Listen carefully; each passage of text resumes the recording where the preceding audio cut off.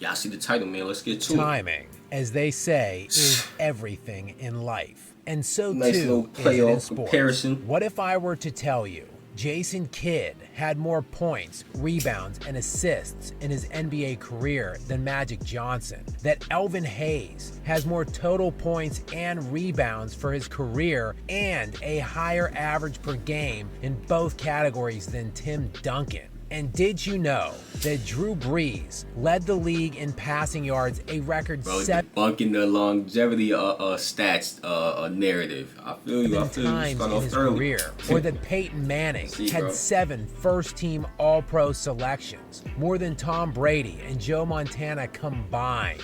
See, nobody cares. But when the chips were in the center of the table, you can't say nobody cares. You know what I'm saying? It all adds up at the end of the day. And when it comes to talking when it comes to talking about these players as a whole, you know what I'm saying? I get this is only a playoff comparison, but you're talking about a player as a whole. And the lights were at their brightest. We knew who the peak performers were, and that is what has always driven the conversations of who the greatest players were. But that conversation, as it I mean, yeah, is that what y'all used to do? I feel like it's supposed to be a cumulative, like a whole bunch of things. You know what I'm saying? Because doing it when the lights is brightest, I feel like that's more so a clutch gene. You know?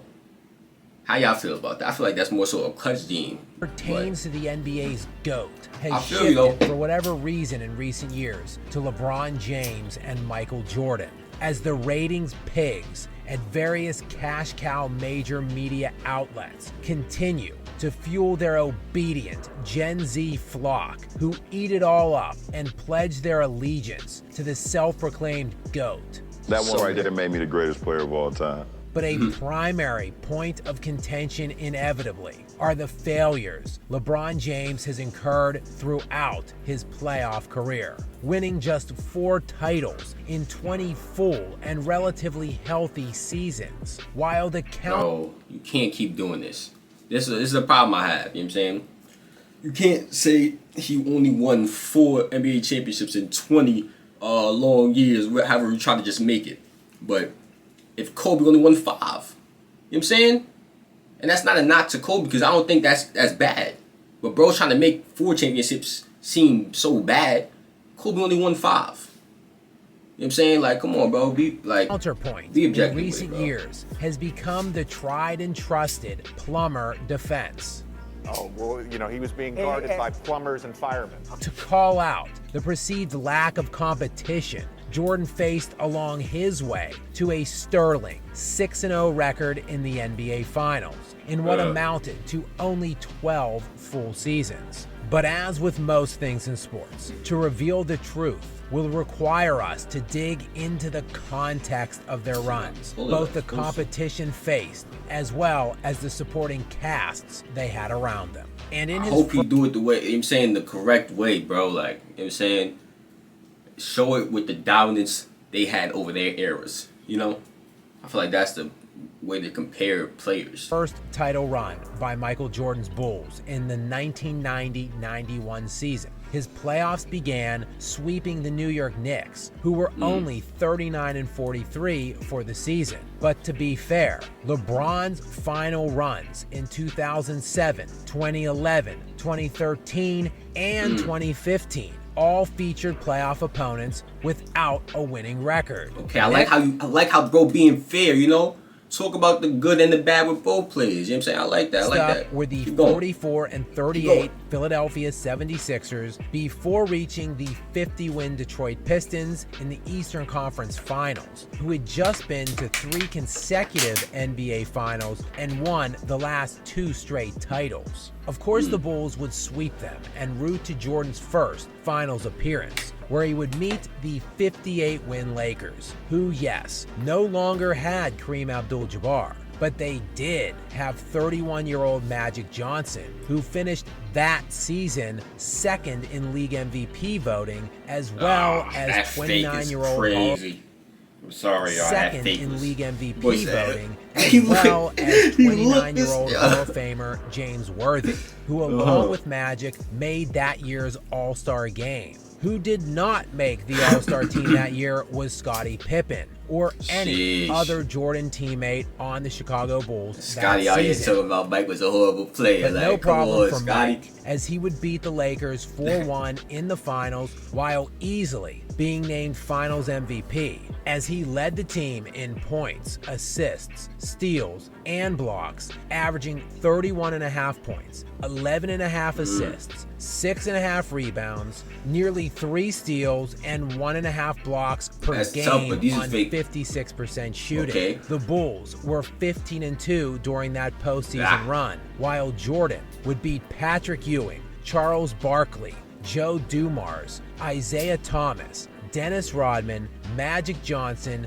and James Worthy throughout the playoffs. 7 top 75 players who are all in the Hall of Fame. And this playoff run is typically referred to as one of Jordan's bad or easy runs. In all, Jordan played 16 50-plus win teams of the 24 opponents he faced during his 6 finals runs. Thus, 66% of his competition across all playoff fields were a 50-win team. Comparing that to LeBron, who in 4 title runs faced just 7 50-win teams, or in shortened seasons, a team that had a winning percentage, which would have paced out to 50 wins over a full 82-game year. That's 7 of his 16 total opponents. So while Jordan played a 50-plus win opponent 66% of the time during his title run, LeBron only played a 50-win opponent 44% of the time in his championship. This is what I want to see. But this is what I want to see, y'all. You know what I'm saying? I don't want to see bullshit arguments.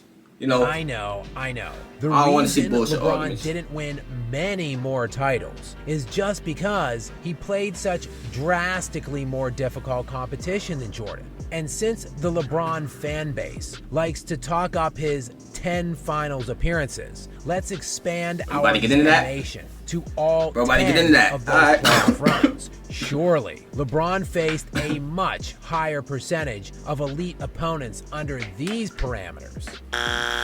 Of the 40 opponents LeBron faced across all playoff rounds in getting to 10 NBA Finals, 23 of those teams won at least 50 games, which is good for about 58% of his opponents. Still less than the 66% of the time Jordan faced a 51 team.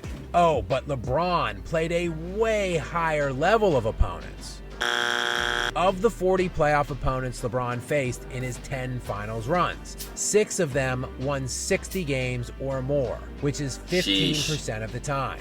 Jordan, however, played 7 60-plus win teams of his 24 opponents, roughly 29% of the time, or nearly twice as much of the time as LeBron. Any way you slice it, Jordan played better teams than LeBron James more of the time, much more during his playoff runs. But who faced the better players? You can't argue with facts, man. This is a tricky question and impossible to answer in terms of Hall of Fame players. Nah, facts. It's like this. I don't like this argument, but let's see what LeBron's opponents are still active. As for instance, he played Kevin Durant and Steph Curry many times in the postseason. Oh, okay. Bro, being fair. Excuse me, my fault. You know what I'm saying? Players, as many of LeBron's opponents are still active. As for instance, he played Kevin Durant and Steph Curry many times in the postseason, but they aren't technically in the Hall of Fame at this moment. Also, how many Hall of Famers someone faced doesn't necessarily indicate how good that player is the season they faced them. Scap is talking. Scap is talking this time. Yo, I like this video. Scap, perennial All-Star, was inducted into the Hall of Fame and named one of the 75 greatest players in NBA history. Look at the swag. Like, I'm about to sit. Won a championship in 2007 as a member of the Miami Heat, but Peyton barely played on that team and averaged only 5 points per game, a far cry from his prime. The fairest way to review this is by looking at the All-NBA players each player faced for each playoff run. There are 3 All-NBA teams selected every year and only 15 total players selected league-wide. This will show elite players faced every year. In LeBron's 10 finals appearances, he faced a total of 36 players during those runs that made an All-NBA team, nearly an average of 1 player per the 40 series he played in. Jordan, on the other hand, played 23 All-NBA team-selected players during his 6 title runs. Also, nearly an average of 1 player per the 24 series he played in during that time. By percentage, though, Jordan actually played a slightly higher amount of All-NBA players en route to his 6 finals appearances than LeBron did in his 10. So Jordan played better teams with better players and actually won more titles in far less time. But surely that is only because Jordan played on so much better teams. Actually, and one thing I can't say this enough, but I like how he's doing it with the dominance that they had in their eras, you know, because that's how you should compare players. You can't be just comparing players through different eras and all that. You can't blame somebody for playing against somebody and they was that much better than them. You can't blame somebody for that. They was just ahead of their time, you know. That's not a knock. One isn't even close. LeBron James played with an All-Star 13 times during the 10 years he made a finals appearance. This includes some combination of Dwayne Wade, Chris Bosh, Kyrie Irving, Kevin Love, and Anthony Davis. Jordan, meanwhile, played with an All-Star only 4 times during his 6 title runs, which was just Scottie Pippen 4 different times. But LeBron had to do so much more than Jordan.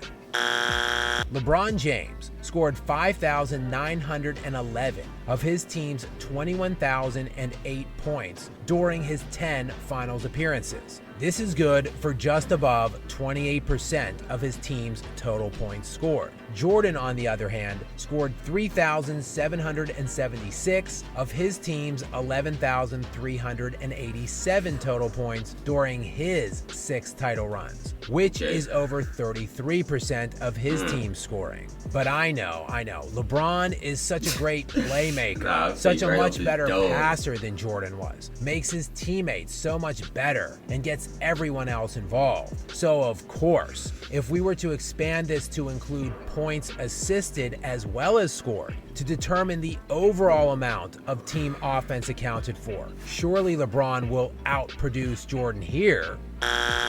While it does narrow the gap in the favor of LeBron, looking at total percentage of offense accounted for and can't argue with assists, the facts, bro. LeBron produced 42.5% of his team's total output, while Jordan produced just over 44%.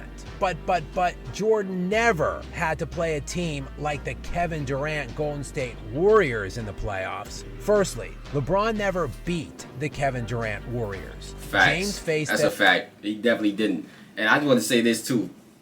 I think he said something about LeBron's teams having better players.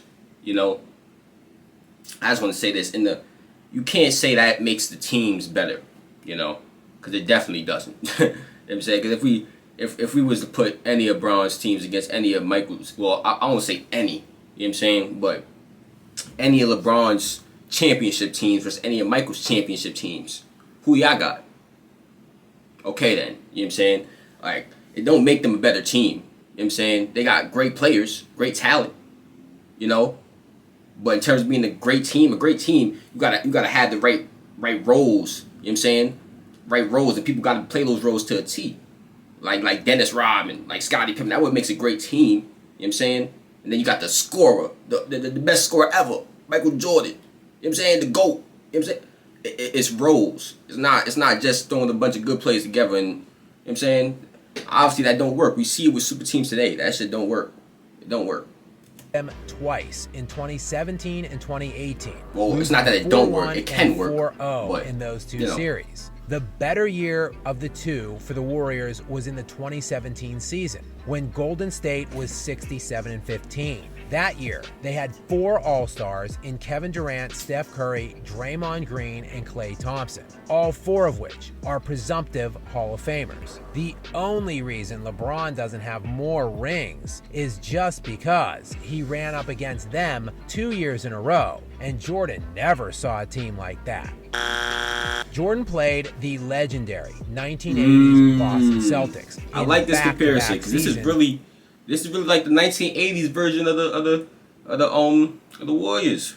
Word, this is an OD team. I ain't gonna lie. During his playoff runs, including one of the greatest teams ever assembled in 1985-86. That Celtics team that year, like the 2017 Warriors, were 67-15. And while they only had 3 All-Stars that specific season in Larry Bird, Robert Parrish, and Kevin McHale, they also had that season's league MVP in Larry Bird, the NBA Sixth Man of the Year winner in Bill Walton, and what would become 5 eventual Hall of Famers. Yeah, Jordan lost to that team in back-to-back seasons, but Jordan also had 0 other All-Stars on his own team, while in 2017, LeBron James had 2 other All-Stars and Jordan face scored 63 against that team. Yeah, so after Jordan lost to that Celtics team back-to-back years, he then lost to the Detroit Pistons for 3 years in a row.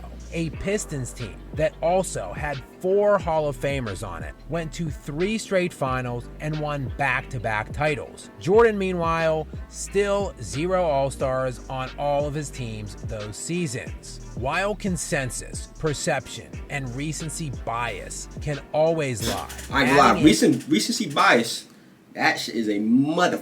You know what I'm saying? It'll get you. And you know what I'm saying? It's subconsciously it'll get you too, like without even knowing.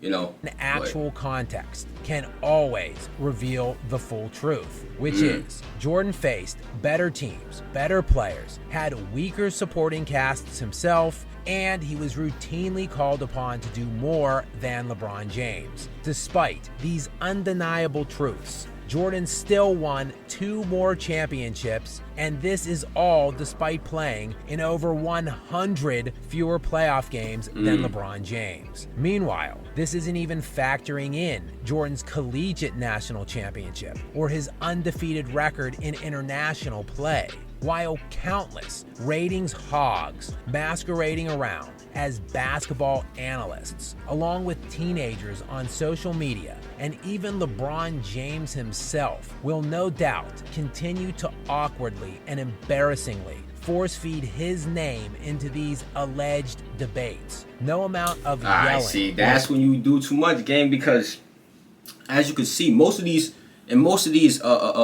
and these aren't even really individual stats. It was like 1 or 2 of them or 3 of them that was individual stats. You know what I'm saying?